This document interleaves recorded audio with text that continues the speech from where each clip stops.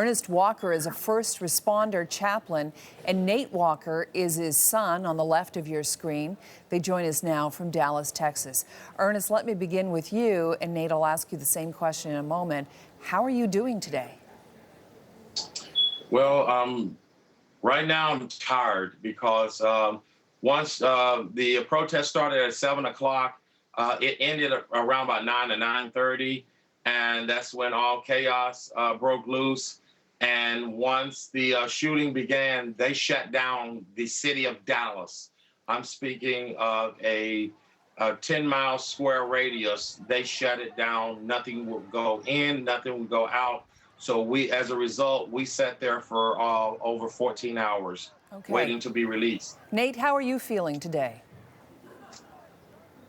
I mean, this is my first movement, like my first Black Lives Matter protest I've ever been to, and it was definitely one that's going to go down in history as something that was infamous. Yeah. And I feel really a lot of disappointment in the fact that somebody would take something like this, take advantage of the unity that we were bringing between the officers and the protesters, and then once the officers let their guard down after everything was dispersing, they just opened fire on them, just erased everything that we worked for. Let me take you back to last night. I suspect you're there already. I mean, I can imagine the events are going over and over in your mind. Ernest, where were you and what happened? Well, we were walking, we had just left the courthouse, and we were summing everything up.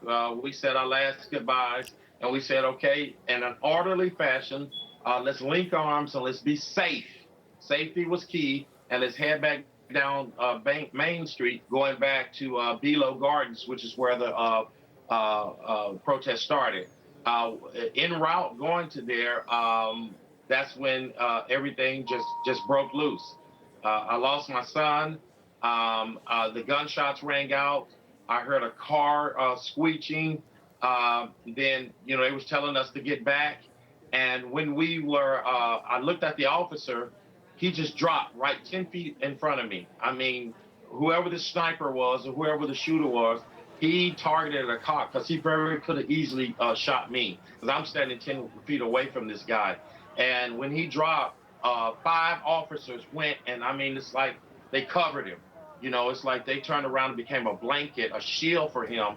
And when they turned him over, it was obvious he was dead. I mean, I think the shot just killed him instantly.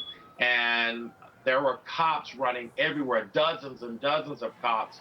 It was something seemed like out of Afghanistan, the way the shots rang out and flashing lights, and then they told us to get back, and I began to worry about my son. I lost my son. I didn't know where he was at the time, and he was thinking that I was deceased because I was at the front. Nate, where were you? Nate, where were you?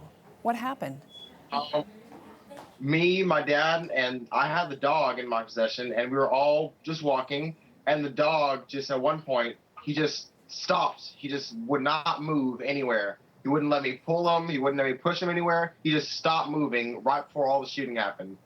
And as soon as I was able to convince him to get up and move to go back and meet my dad when the stuff was ending, the shots just started coming one after another.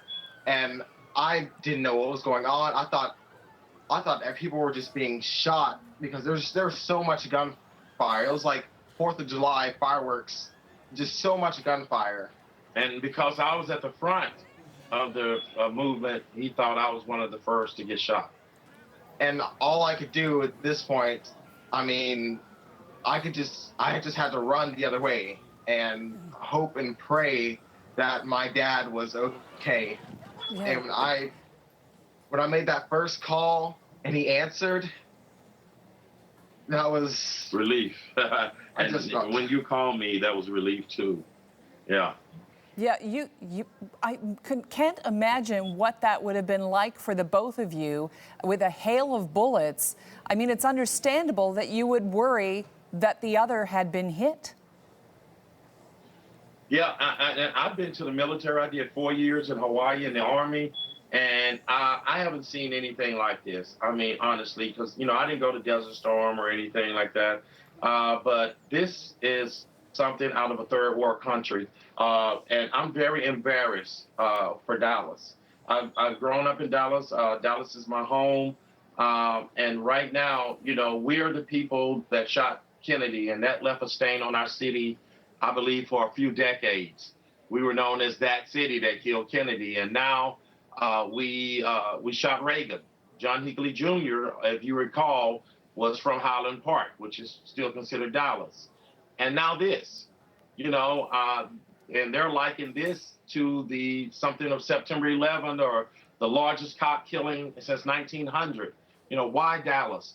If you look around Dallas, we've been building bridges. Dallas was just voted top skyline in America. We are growing 60,000 a quarter in population, and we're on our way up as a world-class city. But this just set us back, I believe, 25 or 30 years as a city. What do you think is going on here?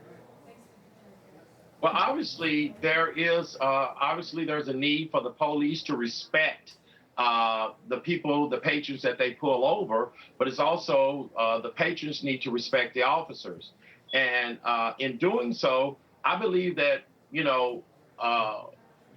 we have to stop being divided as a city. Cops need to interact more with the community, whether that's basketball game, 5-on-5, whether that's pep rallies, or actually visiting homes. I also came up with a concept of when a call comes in on a police car, instead of it comes up and say, Jane Doe arrested such and such a time, I wanted to come up, Jane Doe, she has 2 kids. She's also married to John Doe, and they're both in college and trying to make it. So he will have more of a connection when he pulls that person over. He knows those persons are good people of means. And then by the same token, I believe that the community should have more information on cops instead of just a badge and a number or someone that comes to us when we do something wrong. They need to interact with us on off time.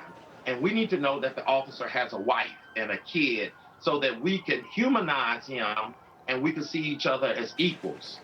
Nate, what do you think? What do you think? Do you agree with your dad on this, that police and citizens need to humanize each other, see each other as human beings in the city of Dallas or anywhere really? And yes, that was what this movement was about.